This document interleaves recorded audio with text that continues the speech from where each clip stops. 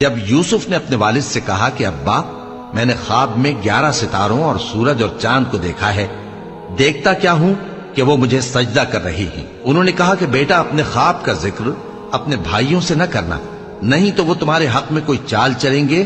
کچھ شک نہیں کہ شیطان انسان کا کھلا دشمن ہے، اور اسی طرح اللہ تمہیں برگزیدہ و ممتاز کرے گا اور خواب کی باتوں کی تعبیر کا علم سکھائے گا، اور جس طرح اس نے اپنی نعمت پہلے تمہارے دادا پر دادا ابراہیم اور اسحاق پر پوری کی تھی، اسی طرح تم پر اور اولاد یعقوب پر پوری کرے گا۔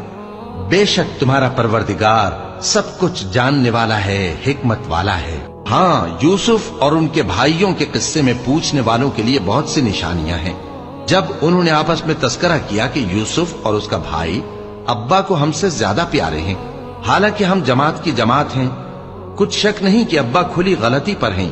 یوسف کو یا تو جان سے مار ڈالو یا کسی ملک میں پھینک آؤ، پھر ابا کی توجہ صرف تمہاری طرف ہو جائے گی، اور اس کے بعد تم نیک لوگوں میں ہو جاؤ گے۔ ان میں سے ایک کہنے والے نے کہا کہ یوسف کو جان سے نہ مارو، کسی اندھے کنویں میں ڈال دو کہ کوئی راہگیر اسے نکال کر کسی دوسرے ملک میں لے جائے گا۔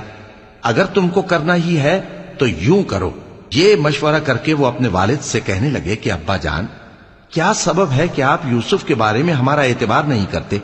حالانکہ ہم اس کے خیر خواہ ہیں، کل اسے ہمارے ساتھ بھیج دیجئے کہ خوب میوے کھائے اور کھیلے کودے، ہم اس کے نگہبان ہیں۔ انہوں نے کہا کہ یہ امر مجھے غمناک کیے دیتا ہے کہ تم اسے لے جاؤ، یعنی وہ مجھ سے جدا ہو جائے، اور مجھے یہ بھی خوف ہے کہ تم کھیل میں اس سے غافل ہو جاؤ اور اسے بھیڑیا کھا جائے۔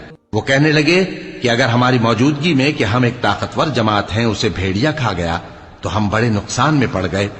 غرض جب وہ اس کو لے گئے اور اس بات پر اتفاق کر لیا کہ اس کو اندھے کنویں میں ڈال دیں، اور ہم نے یوسف کی طرف وحی بھیجی کہ ایک وقت ایسا آئے گا کہ تم انہیں ان کے اس سلوک سے آگاہ کرو گے، اور ان کو اس وحی کی کچھ خبر نہ ہوگی۔ اور یہ حرکت کر کے وہ رات کے وقت باپ کے پاس روتے ہوئے آئے، کہنے لگے کہ ابا جان، ہم تو دوڑنے اور ایک دوسرے سے آگے نکلنے میں مصروف ہو گئے اور یوسف کو اپنے اسباب کے پاس چھوڑ گئے تو اسے بھیڑیا کھا گیا، اور آپ ہماری بات کو گو ہم سچ ہی کہتے ہیں باور نہیں کریں گے۔ اور ان کے کرتے پر جھوٹ موٹ کا لہو بھی لگا لائے۔ یعقوب نے کہا کہ یوں نہیں ہے، بلکہ تم اپنے دل سے یہ بات بنا لائے ہو۔ اچھا، صبر کہ وہی خوب ہے، اور جو تم بیان کرتے ہو اس کے بارے میں اللہ ہی سے مدد چاہیے۔ اور اب اللہ کی شان دیکھو کہ اس کنویں کے قریب ایک قافلہ آوارد ہوا اور انہوں نے پانی کے لیے اپنا سقا بھیجا، تو اس نے کنویں میں ڈول لٹکایا، یوسف اس سے لٹک گئے۔ وہ بولا، زہے قسمت، یہ تو ایک لڑکا ہے، اور اس کو قیمتی سرمایہ سمجھ کر چھپا لیا۔ اور جو کچھ وہ کرتے تھے اللہ کو خوب معلوم تھا، اور انہوں نے اس کو تھوڑی سی قیمت یعنی مادود چند درہموں پر بیچ ڈالا، اور وہ اس سے بیزار ہو رہے تھے۔ اور مصر میں جس شخص نے اس کو خریدا اس نے اپنی بیوی سے جس کا نام زلیخا تھا کہا کہ اس کو عزت و اکرام سے رکھو، عجب نہیں کہ یہ ہمیں فائدہ دے یا ہم اسے بیٹا بنا لیں۔